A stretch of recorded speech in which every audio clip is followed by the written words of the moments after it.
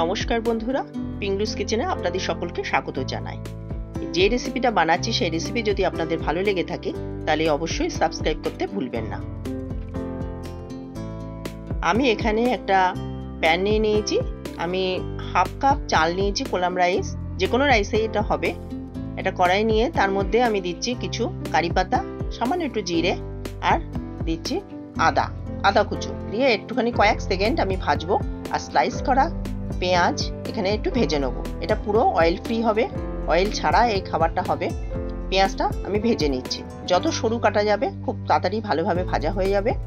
এবার দেবো আমি টমেটো স্লাইস দিয়ে তার উপর আমি একটু লবণ দিলাম, দিয়ে আমি আবারও নাড়াচাড়া করে নেবো কয়েক সেকেন্ড। এখনও নরম হয়ে গেছে। এরপর দিচ্ছি বিনস, ক্যারেট, এগুলো কুচু কুচু করা, খুবই কুচু কুচু করা। আর দিচ্ছি এখানে গ্রিন পিস। আমি ক্যাপসিকামটা পরে মেশাবো। এবার এইগুলো দিয়ে আমি ভালোভাবে নাড়াচাড়া করব আর সামান্য জল দেবো, দিয়ে আমি এটা ঢাকা চাপা দিয়ে দেবো।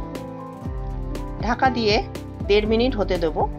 1.5 মিনিট পর এখানে আমি ধনে পাউডার দিচ্ছি, আর দিচ্ছি এখানে গোলমরিচের পাউডার দিয়ে আবার ভালোভাবে মিশিয়ে নিয়ে একটু ফ্রাই করে নেবো। আর এখানে দিচ্ছি একটা লবঙ্গ আর দারচিনি।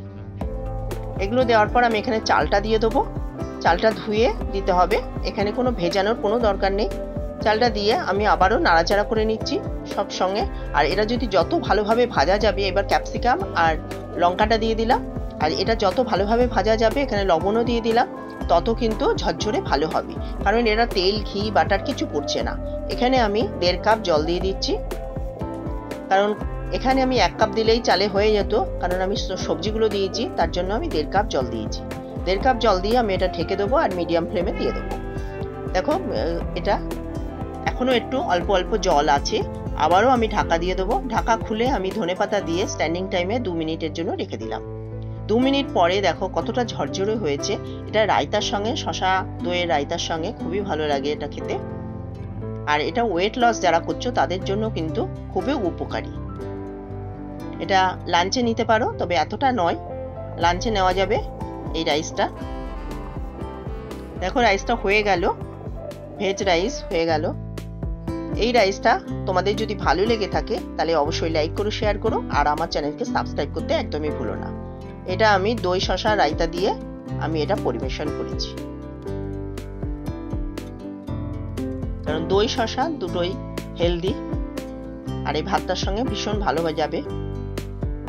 ডায়েটে এই ভাতটা নেওয়াই যায়। আর দেখো কতটা ঝরঝরে হয়েছে, আমি চামচে নিয়ে দেখাচ্ছি।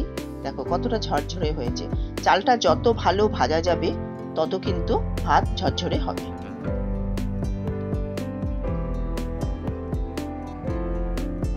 চলো আজকে এই অবধি। অন্য কোনো রেসিপি নিয়ে অন্যদিন হাজির হয়ে যাব। ধন্যবাদ।